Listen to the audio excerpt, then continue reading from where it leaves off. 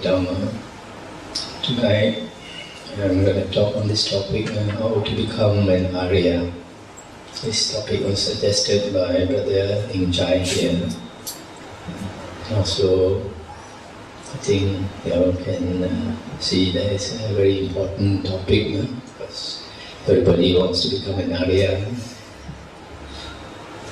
Now, we all know that to become an Ariya, we have to practice the Noble Eightfold Path, the way out of samsara, the spiritual path. In Buddhism, it is called the Noble Eightfold Path. In other religions, it's not so called. And this Noble Eightfold Path consists of 8 factors, beginning with right view, then right thoughts, etc. These 8 factors of the Noble Eightfold Path can also be broken up into 3 sections: Sila, Samadhi, Panya, moral conduct, concentration, and wisdom. So, these 8 factors of the Noble Path, if you perfect all the 8 factors, you become an Arahant, a totally liberated person. But if you cultivate even parts of the Noble Eightfold Path, you can become an Ariya. But provided you cultivate it in the right sequence. For example, there is a section on Sila, and the Sila section consists of right speech, right actions, and right livelihood. So if you just practice the Sila part, you cannot become an Ariya. In the Majjhima Nikaya, I think it's Sutta 117, the Buddha stated that to practice the Noble Eightfold Path, you have to start with the first factor, which is right view. That is the way to enter the Noble Eightfold Path. So if you don't have right view, then you have not entered the Noble Eightfold Path. And even if you were to practice the other factors for many years, you will not be making progress. That's why several years ago we had one Buddhist, quite a prominent Buddhist in Penang. She practiced meditation for 20 over years and was even teaching meditation. But at the end of 20 over years, she got fed up with Buddhism and changed her religion. That shows the understanding of Buddhism is simply not there. So, the Buddha also said that all Aryans, all noble persons, possess right view. So, when you attain right view, that already makes you an Ariya, the lowest stage Ariya. That is the first path attainer, first marga. When you attain the first path, that is called entering the stream. So, we find during the Buddha's time, he stressed very much on listening to the Dhamma. So much so that he wanted his disciples to know that it is so important that he said all his disciples, whether monks or nuns or laymen or laywomen, all are known as savakas, listeners or hearers. In Chinese it's translated as Shengwen. So that's the first thing we have to do when we want to practice the Noble Eightfold Path. Get right view. So we refer to the suttas, how do we get right view?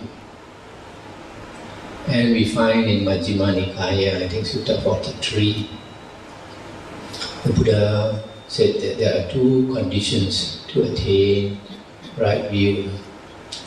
The first one is to listen to the utterance of another person. And the second one is to have yoniso manasikara. So you see here, actually these two factors does not concern meditation.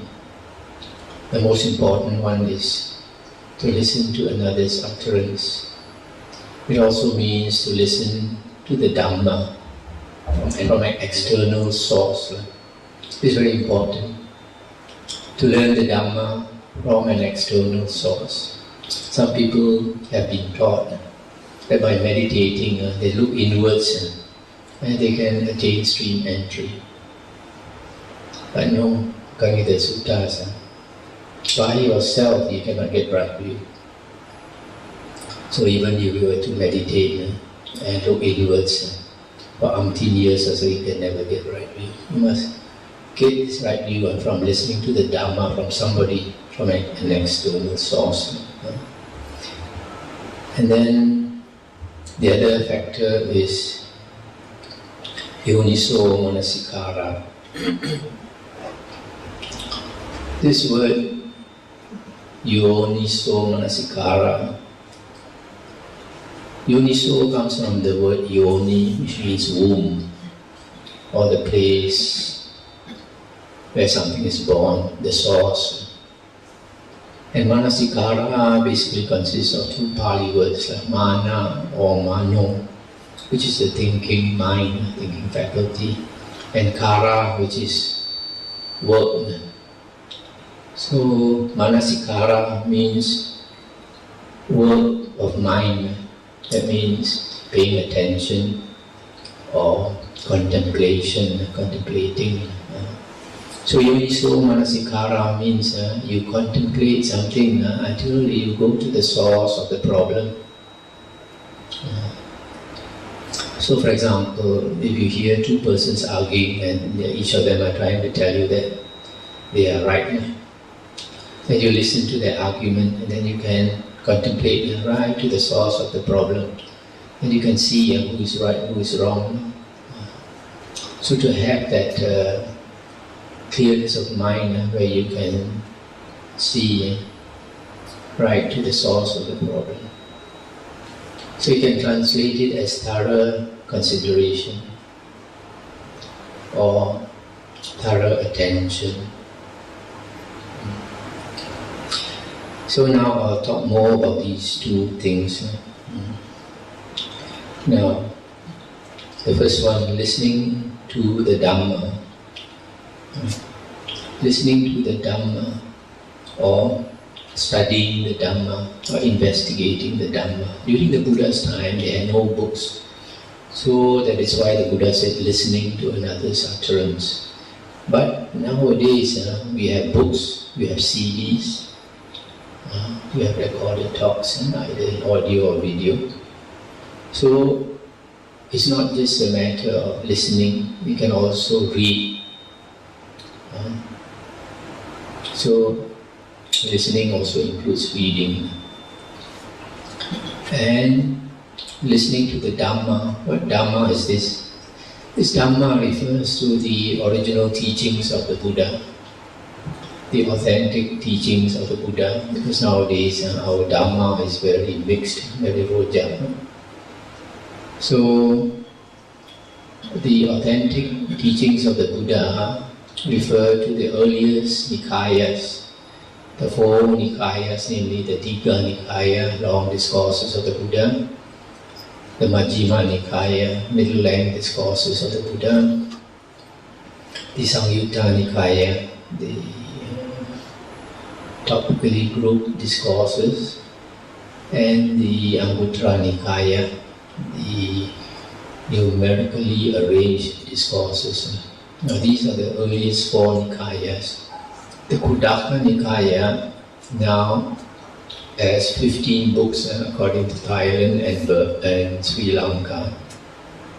But in Burma they recognize 18 books. So out of these many books, only 6 do not contradict the earliest Nikayas. So these 6 can be relied on as the earliest teachings of the Buddha also. What are these 6 books? The Sutta Nipata, the Itivuttaka, the Udana, the Dhammapada, the Theravada, the Theravada. So these 6 books plus the earliest 4 Nikayas constitute the original teachings of the Buddha. Now this Dhamma only refers to the suttas, the discourses of the Buddha, because in one discourse, I think it is Buddha Nikaya 4.180, the Buddha said, if any monk says that such and such is the Buddha's teachings, the Buddha said you should neither accept it nor reject it. You should compare it with the suttas and the Vinaya. If it agrees with the suttas and the Vinaya, then you can take it to be the Buddha's teachings, original teachings. Also, when the Buddha was about to pass away, remember Ananda asked him, Bhagavan, after you are gone, whom should we take as our teacher? And the Buddha said, after I am gone, take the Dhamma Vinaya as your teacher. So the Vinaya only concerns monks and nuns. So for lay persons, your teacher is the Dhamma. And the Dhamma, just now as I mentioned, the Buddha said, if anybody says that such and such is the teachings of the Buddha, to refer to the suttas. So actually the Dhamma refers to only the suttas, the original discourses of the Buddha. So that is the Dhamma. So that is the meaning of listening to another's utterance or investigating the Dhamma, which means the same thing. This Yoniso Manasikara is having thorough attention. Now not everybody is able to have thorough attention. Most of us who have good karma, we can have thorough attention. When we listen to the Dhamma or when we study the Dhamma books, we can pay quite total attention. But there is one sutta in the Digha Nikaya called the Samanya Pala Sutta, where King Ajatasattu came to see the Buddha. This King Ajatasattu had just become a king, and he became a king by killing his father in order to take the father's throne. And because of killing his father, was a very good man and a disciple of the Buddha. This Ajatasattu regretted it, and every night he was troubled by the thought and could not sleep. So one of these nights he went to see the Buddha and asked the Buddha certain questions like what's the benefit of becoming a monk? So the Buddha explained to him, and this is the gist of the Samanya Pala Sutta. So he was satisfied with the Buddha's answer and he left. After he had left, the Buddha told his disciples, the Buddha said, this foolish man killed his father in order to become a king. And his father was a just and good man. So the Buddha said, if he had not done so, I would have taught him the Dhamma tonight, and he would have seen the Dhamma and attained street entry. So because the Buddha saw that his mind was very troubled, the Buddha did not even try to teach him the Four Noble Truths. So this is one type of person who does not have yoniso manasikara. His mind cannot focus, cannot concentrate. So in other words, If we have a troubled mind, we cannot listen properly to the Dhamma. And what is the cause of a troubled mind? One simple cause is sila. If we do not practice sila, moral conduct, then we break the precepts like kill, steal, commit adultery, lie, etc. Then we suffer remorse and our mind is troubled. So it is quite necessary to have basic sila to become an Ariya. In other words, you do not harm other living beings. In the Noble Eightfold Path, sila is defined by these three things, as I mentioned just now. Right speech, right action, and right livelihood. Right speech consists of four things. Right speech means not to lie, not to carry tales and cause people to quarrel. In other words, you hear A talking about B. You don't go and tell B, last night A said this and this about you. They make the two of them quarrel and fight.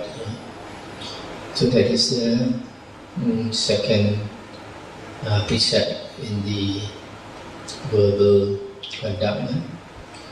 Not to carry tales. The third one is not to have coarse speech. When we have coarse speech, we speak very coarsely, loudly, or we use vulgar words, etc. When we give advice to somebody, or we point out the mistake of somebody, if we speak loudly, people cannot accept it.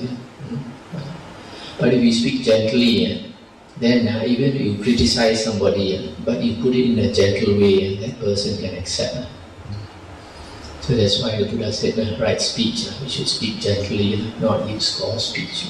The fourth part of this right speech is not to engage in idle gossip. Idle gossip is to speak unnecessary words, time-wasting words. It is of no benefit to anybody. Time is very precious to us. We don't have much time. Much of your day you use up in trying to earn a livelihood, doing all your various duties. So you are left with very little time each day, so we should use it wisely. So right speech consists of these four things: not to lie, not to carry tales, to cause disharmony, not to engage in coarse speech, and not to engage in idle gossip. And then right action consists of the three precepts concerning the body: not to kill, not to steal, and not to commit adultery. This is right action. And then right livelihood is to earn your livelihood in a way that does not harm other living beings. For example, the Buddha said lay people should not rear animals for slaughter. And then we should not sell liquor. Lay people should not engage in the trade of liquor, should not buy and sell weapons, like guns. And then the fourth one is insecticide that kills. And then the fifth one is not to rear animals. And the fifth one is not to engage in the trafficking of human beings, like buying and selling slaves. Nowadays it's still done, but illegally. So this is the various traits that a lay person should not engage in. So when you earn a livelihood, you should also remember that other people are also trying to earn a livelihood. So you should not obstruct somebody else from earning a livelihood. We should have what they call a win-win situation, where you earn a reasonable livelihood and you allow other people to earn a reasonable livelihood.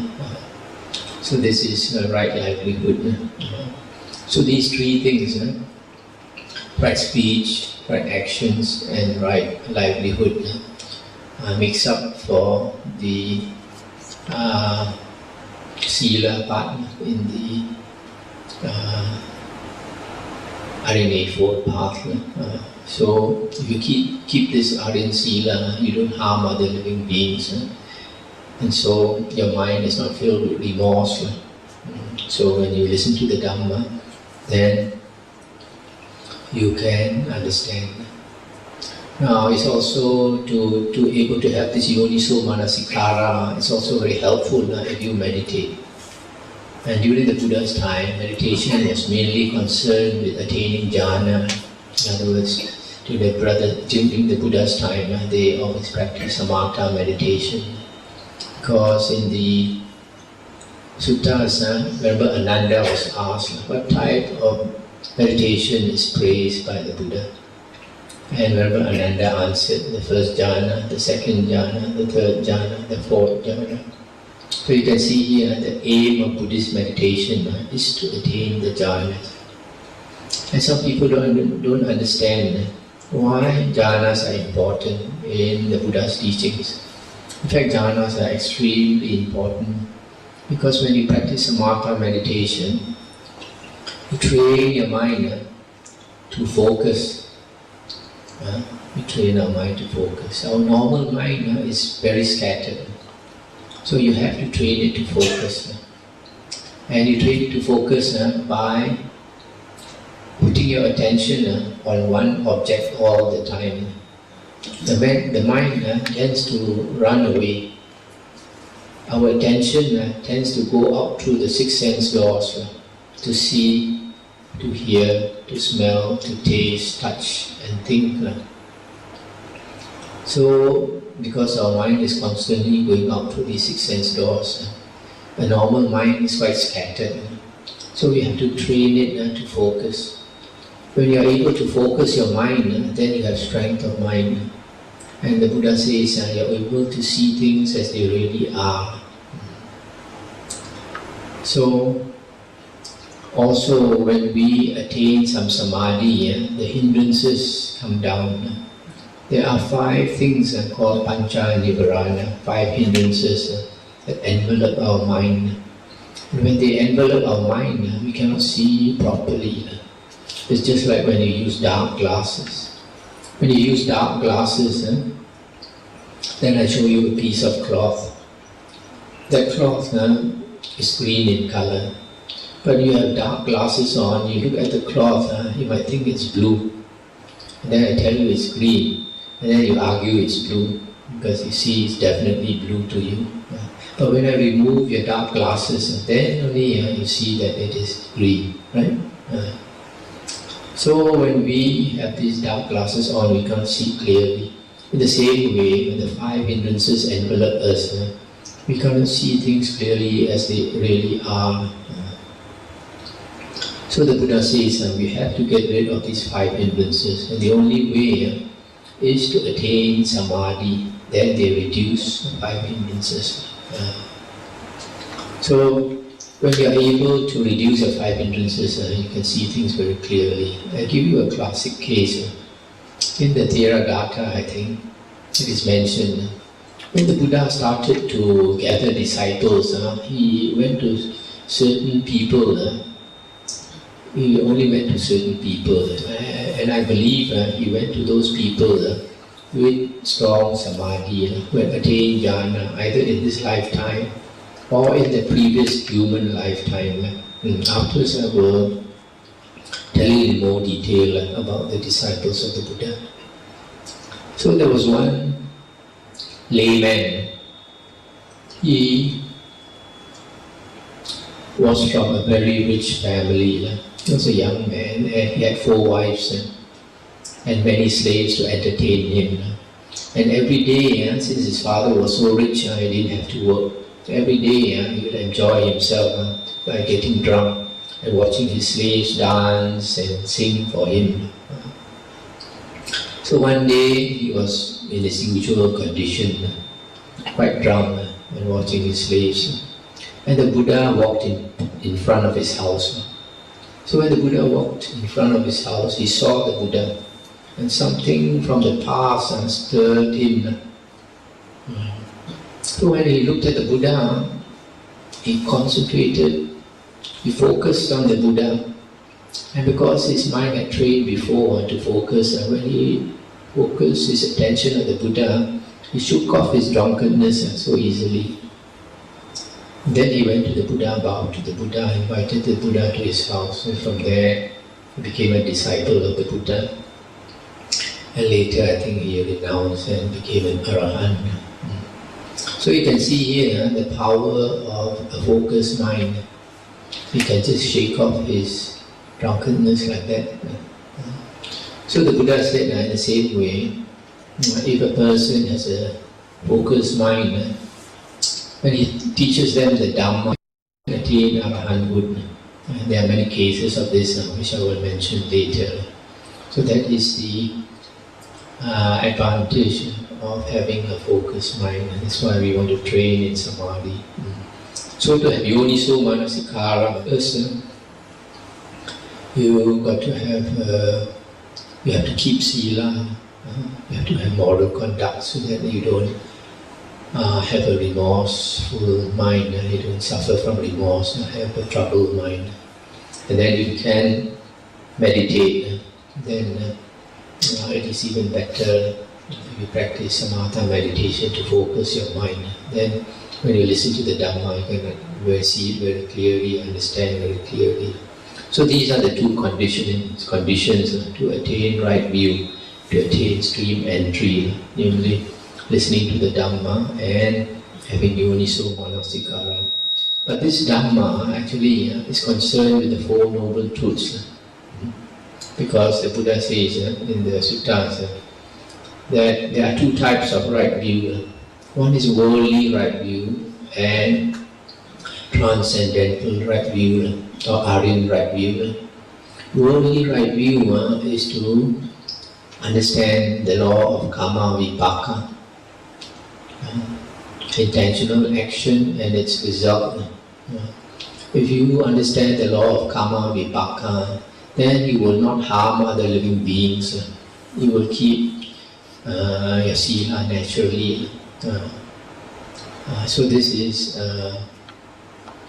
having worldly right view.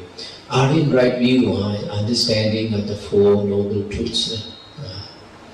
And the Four Noble Truths are concerned with dukkha, suffering, characteristic of the world, and the arising of suffering, the ceasing of suffering, and the path going to the ceasing of suffering. Now this suffering, the Buddha says, what is suffering? Being born is suffering, becoming old is suffering, becoming sick is suffering, dying is suffering, not getting what one wants is suffering, getting what you don't want also is suffering, being separated from the ones you love is suffering, being close to your enemies and those you dislike is suffering. In short, the Buddha said the five aggregates is the source of suffering. These five aggregates consist of five things: body, feeling, perception, volition and consciousness. The last four are basically the working of the mind: feeling, perception, volition and consciousness. So the five aggregates is simply body and mind. So the body and mind, which we take to be the self, the I, the ego, that is the source of suffering. So if we want to study the Dhamma to understand and get right view, basically you have to listen to the Dhamma that concerns suffering, the cause of suffering, the ceasing of suffering, and the path going to the ceasing of suffering. And since suffering concerns the five aggregates, so also need an understanding of the five aggregates. And because suffering comes about because of impermanence and change in this world. So you also need to understand dependent origination, how everything arises and ceases due to conditions. And also because the world is suffering, we have to understand that the world arises through consciousness, and consciousness means the working of consciousness at the six sense doors. So to understand suffering, you also need to understand the six senses, the outer sense objects, the senses itself, and the inner consciousness, etc. So when we listen or investigate the Dhamma, it concerns the Four Noble Truths, the five aggregates, dependent origination, the six senses, etc. And this also, the Buddha calls the 37 Bodhipakya Dhammas, 37 factors of enlightenment. What are these? The four right efforts, the four Satipatthana, the five faculties, the five powers, the seven Bojjhanga, the Eightfold Noble Path, etc. These are the 37 Bodhipakya Dhammas. So, and these basically also is the 8 factors of the Noble Path. So all this is the Dhamma that we have to learn. So basically, if we either investigate the discourses of the Buddha or we study the teachings based on the original discourses of the Buddha, that will make you have right view. Okay? So that is how to attain right view and attain stream entry. Now, after you attain stream entry, how do you attain the first fruit or sotapanna? In the original discourses of the Buddha said that after you attain stream entry or the first path, you have not eliminated the 3 factors yet. It takes some time normally for the path to ripen and turn to fruit. And after some time, your wisdom ripens and you attain the first fruit. At the latest, the Buddha said, before you pass away, or at the moment when you are passing away, the path will naturally turn to fruit. And when you attain the first fruit, sotapanna, the 3 factors fall away. You eliminate 3 factors. What are these 3 factors? One is Sakkaya Ditthi, another one is Sila Bhatta Paramasa, and the third one is doubt. The first one, Sakkaya Ditthi. Sakkaya Ditthi is the view that the body and the mind is the self. So when you eliminate Sakkaya Ditthi, you can see that the body and the mind is not the self, although you still have a self. But you can see that this body and the mind, because it is changing all the time, it is not the self.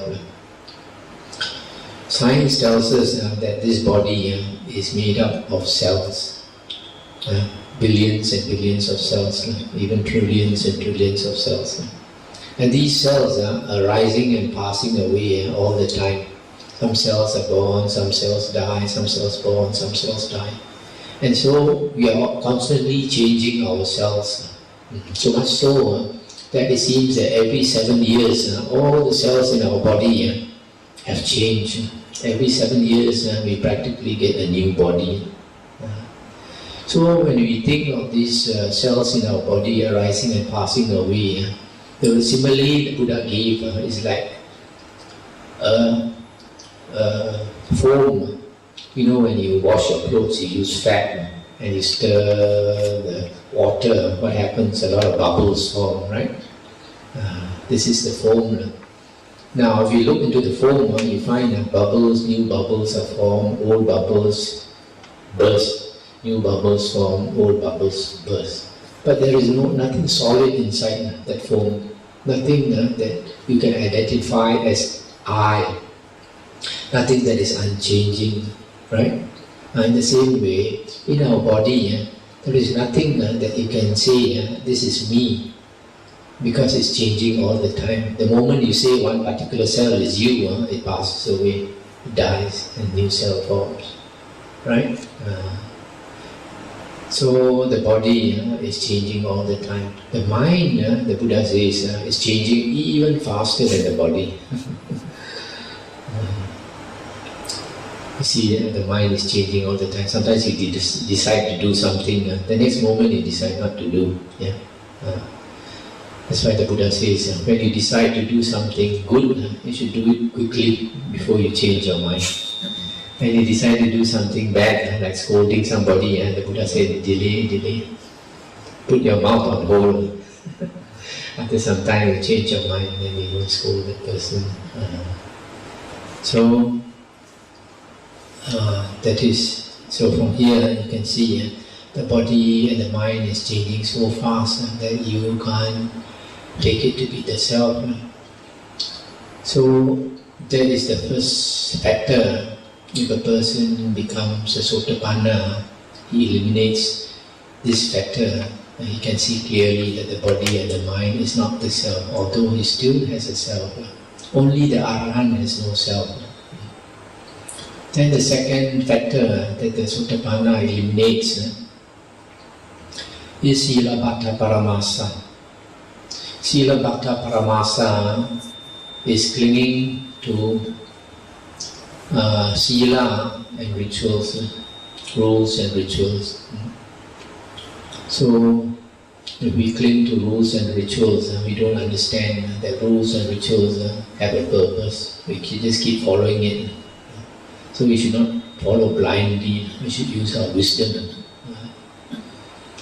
So whatever we do, we see clearly what is the purpose of doing it. We just don't follow because somebody else says that is the standard and it's always done, and you should do it. That's the second factor. The third one is doubt. Doubt about the teachings of the Buddha, the Buddha, Dhamma, Sangha. So Sotapanna eliminates these three factors. Now, the second path, how do we attain the second path?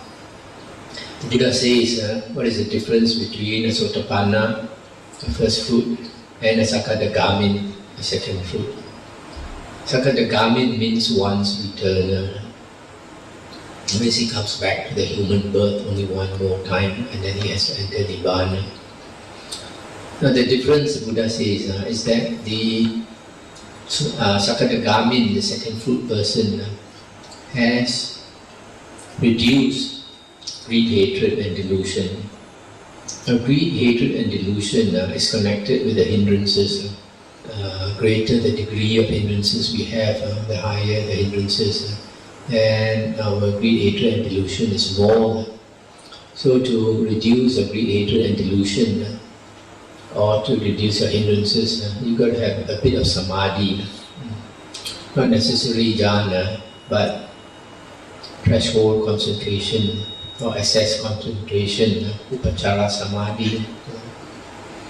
So if you are able to understand the Dhamma, to have right view, and then you need to meditate.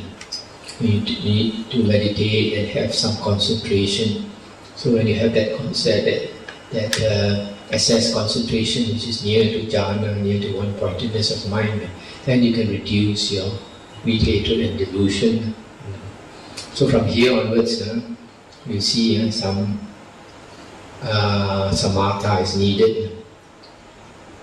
So when you attain the second path, I believe in the same way, it takes some time to ripen into fruit and turn into the second fruition. But also before he passes away, he will turn to fruit.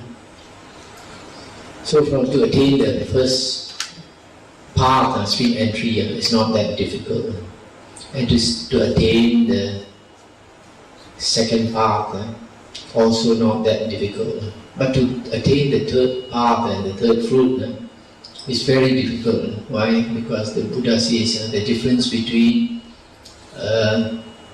Sakadagamin and an Anagamin, the third fruit person, is that the third fruit person has perfected the samadhi. He has the 4 jhanas. And the 4 jhanas are quite difficult to attain. Nowadays, sometimes you hear people go for retreat, 10 days, then they say they have jhanas. It's a bit difficult to believe because we find from the Theravada and Theravada, sometimes the Buddha's disciples, they practice for many years before they attain the jhanas. So, the Anagamin, the third fruit person, has perfected samadhi, which is very difficult to attain. That's why it's very, very difficult to find people who are Anagamins and Arahants. So to attain the third path, I believe you need to have these 4 jhanas. And after you have attained the third path, it takes some time to turn to third fruit. At the latest, before you die, you become fruit.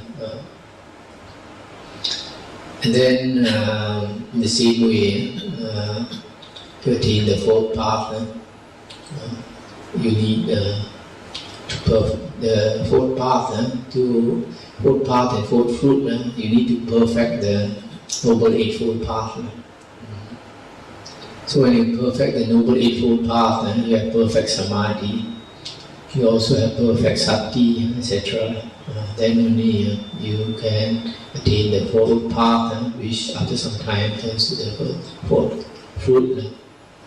Now to perfect the Noble Eightfold Path, on top of Sila and Samadhi, you need this Samatha Vipassana, both Samatha and Vipassana. Samatha is tranquility, meditation, basically meditation. Vipassana is contemplation. And in the Mahathera Nikaya, the Buddha says that to attain knowledge, or perfect knowledge, you need both Samatha and Vipassana, not just one, both. And also in the Mahathera Nikaya, when the Buddha had passed away, Venerable Ananda spoke this discourse, and he said that all the monks and nuns who had attained Arahanthood, and they came to report to Venerable Ananda because the Buddha had entered Nibbana. So Venerable Ananda said that all of these people who attained Arahanthood, they attained by 4 ways. The first one is they practice Samatha first, then only Vipassana. The second one is Vipassana first, then Samatha. The third one is Samatha and Vipassana together.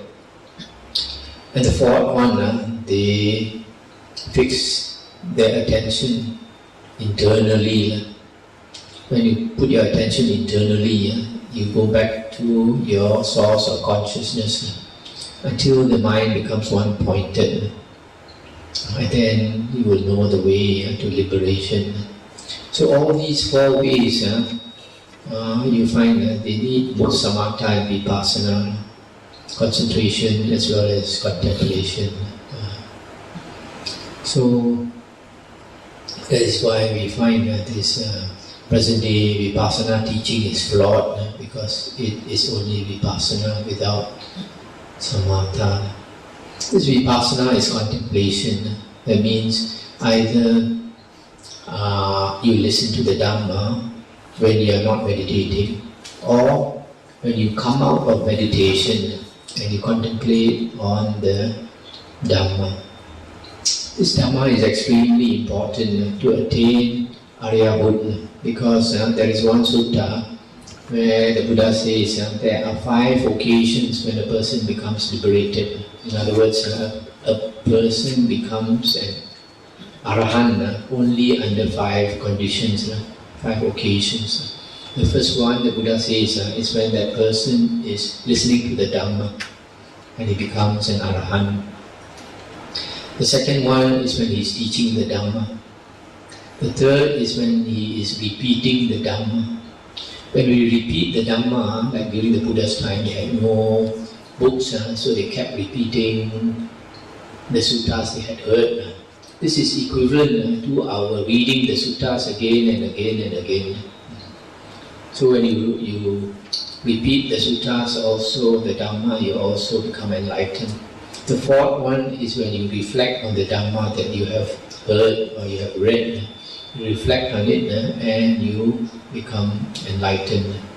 And the fifth one is during meditation, when a person contemplates on the samadhi nimitta, the sign of concentration.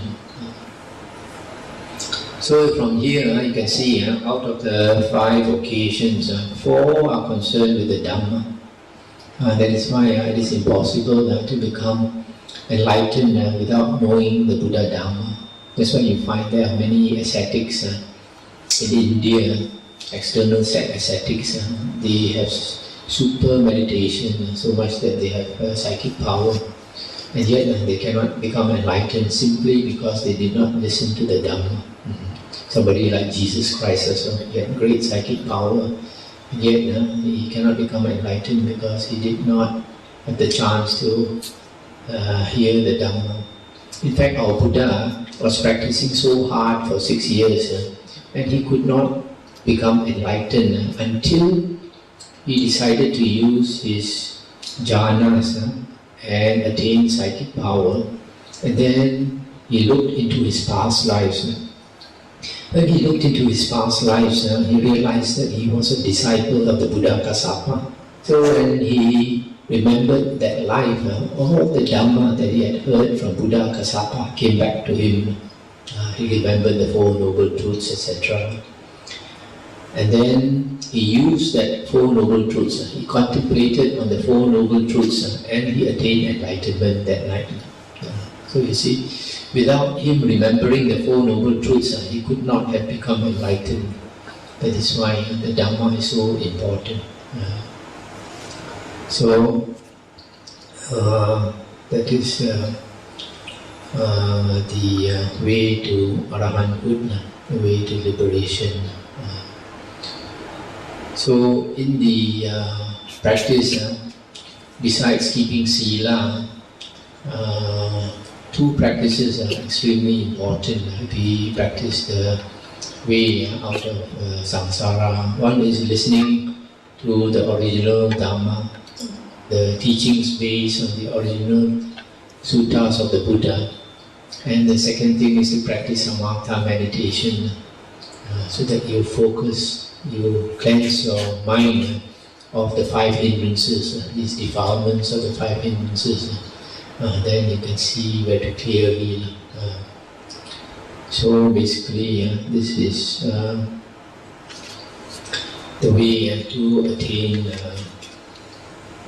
the various stages of Ariyahood. Now I will try to recall from the Vinaya books those disciples of the Buddha who were helped by the Buddha to enlightenment. The persons the Buddha chose as his disciples. We find in the Vinaya books that the first disciples the Buddha went to were his 5 disciples, the 5 monks who were his disciples. And being his disciples, since he had attained jhana, he must have taught them to attain jhana. So when he went to them after his enlightenment, he did not ask them to meditate. He simply asked them to sit down and listen to him. So they sat down. The first sutta the Buddha discoursed to them was the Dhammacakkappavattana Sutta, the turning of the wheel discourse.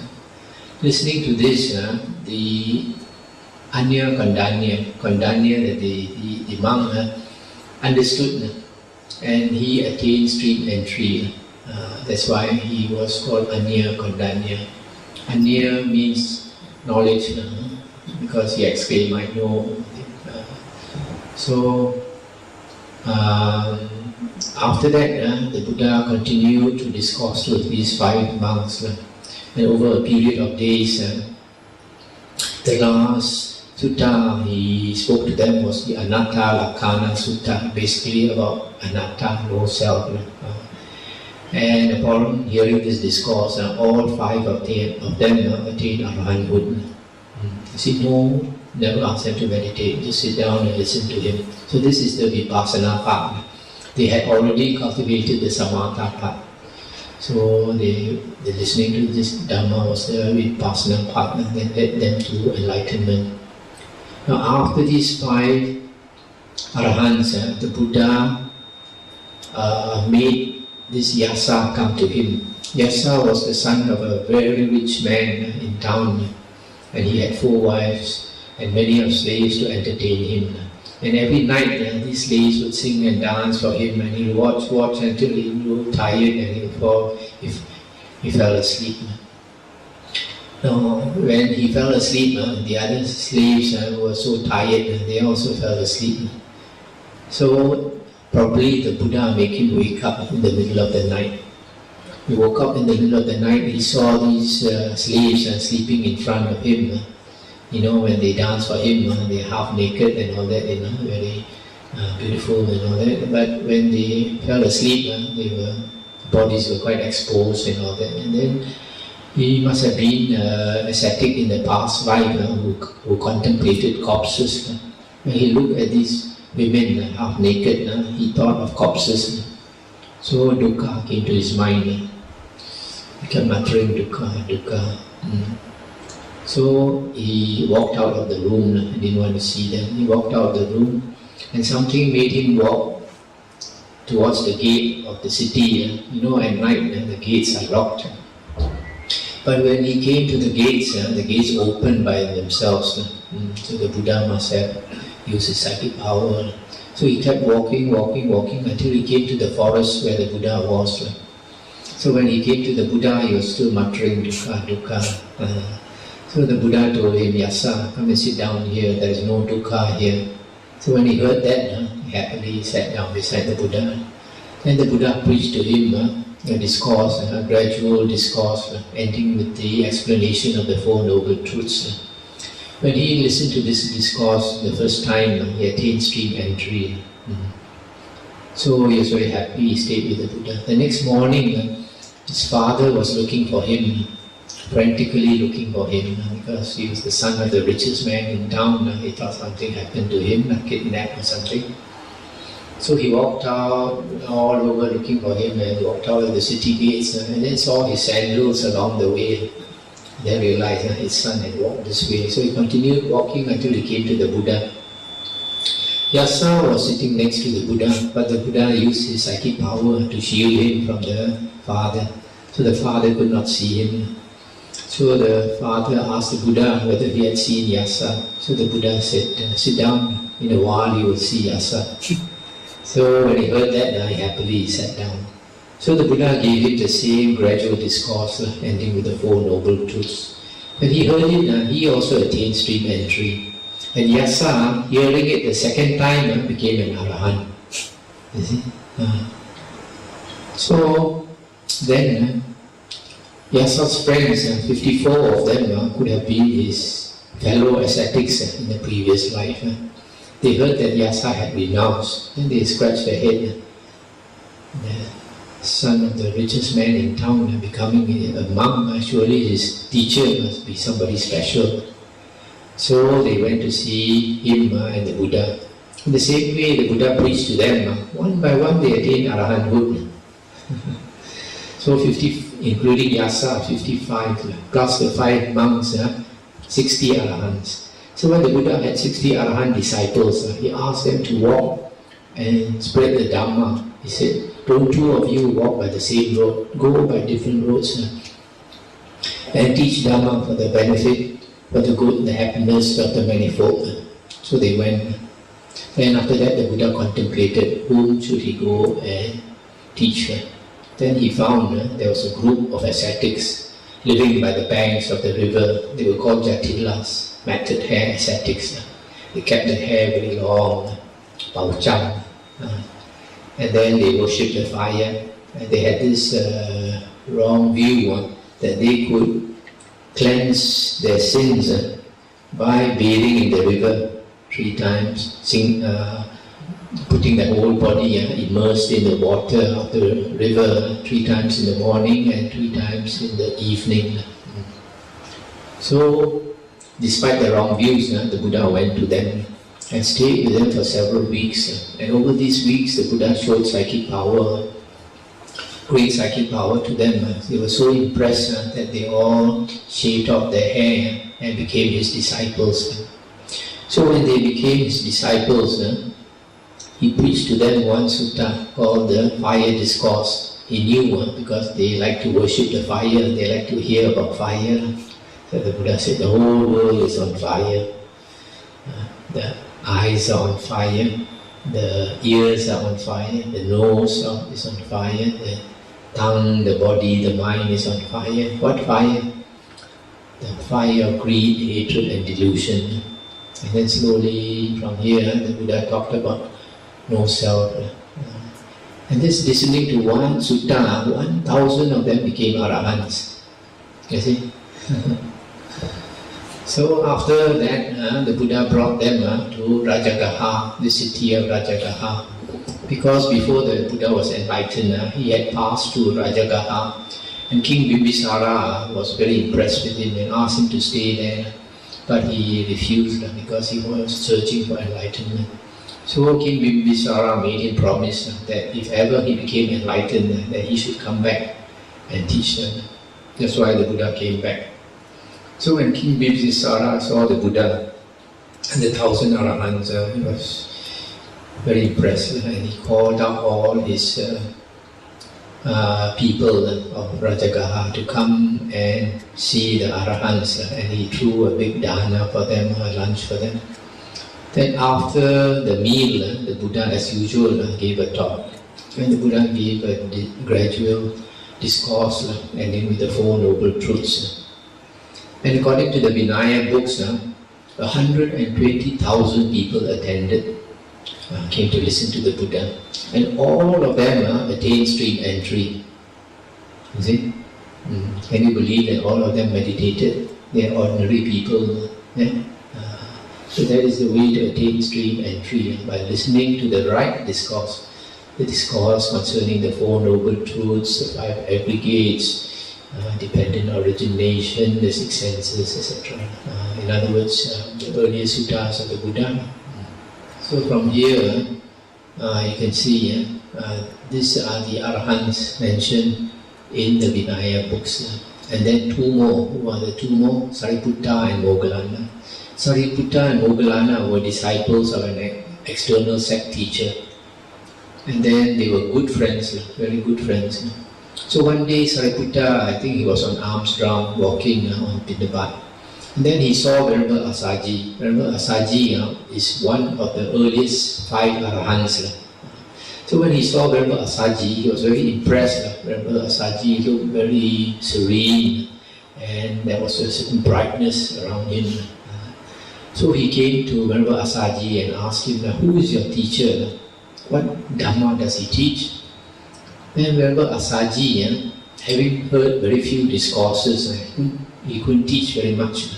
So he told Sariputta, he said, I have just come into this Dhamma. I am newly ordained. I don't know much Dhamma. I can't tell you in detail. But if you want, I can give you the gist of it, very short. And Venerable Sariputta said, whether long or short, it doesn't matter. Please explain your teacher's Dhamma to me. Then he gave this famous discourse, the Chinese like to say, Chu Fa Yin Yen Sen, Chu Fa Yin Yen Me, Wo Fo Ta Sa Men, something. So just listening to this, basically what it means is that all Dhammas arise through conditions, and they all cease through conditions. That means everything in the world arises through conditions, and they all must cease when these conditions don't hold anymore.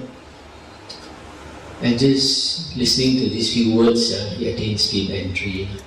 And he was very happy that he found out where the Buddha was and all that, and he quickly went to tell Venerable Moggallana. And then he repeated what he heard to Venerable Moggallana.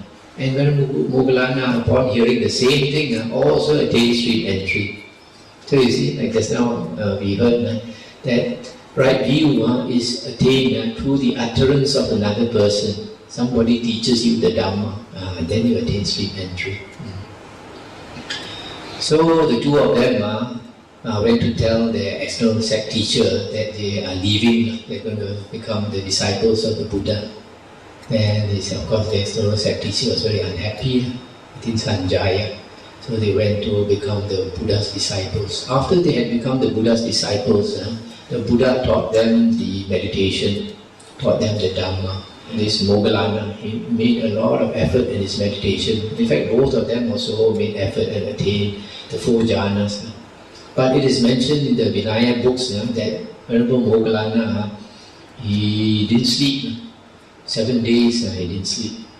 So because he didn't sleep, there was one time that he was nodding his head in the middle of the night. He must be very exhausted, nodding his head, trying to fight sleep. Imagine, can you try to fight sleep for 7 nights? So he was nodding his head, and the Buddha used his psychic power and came to him and told him, be mindful, don't keep nodding your head. Then suddenly he realized that the Buddha must be watching him like watching TV like that. So he, of course, dare not become sleepy. So he put even more effort. Within 7 days he became an Arahant. And then Venerable Sariputta, he also attained the 4 jhanas. So because he was so eager to serve the teacher, one day he was fanning the Buddha on a hot afternoon to serve the teacher. So he was standing beside the Buddha and fanning the Buddha. And the Buddha was talking to an external sect ascetic. So while the Buddha was talking to this external sect ascetic, Venerable Sariputta was listening to the Dhamma and reflecting on it. Then when he reflected on it, he understood, and then he became an Arahant. So from here, Venerable Sariputta, because of listening to the Dhamma, he attained enlightenment. He is called liberated by wisdom. But Venerable Moggallana, because he attained enlightenment through meditation and reflecting when he came out of jhana, he is called enlightened by mind, or liberated by mind. Liberated 2 ways. 2 ways means by mind and by wisdom. So it doesn't mean a person liberated by wisdom does not have jhana, like some of the later books, the commentaries like to believe, Burmese monks like to believe these commentaries, let's say this kind of thing. But according to the suttas, Venerable Sariputta had attained all the 8 jhanas. So as the Buddha says, all the Arahants and Anagamins must have 4 jhanas before they can become Anagamin or Arahant.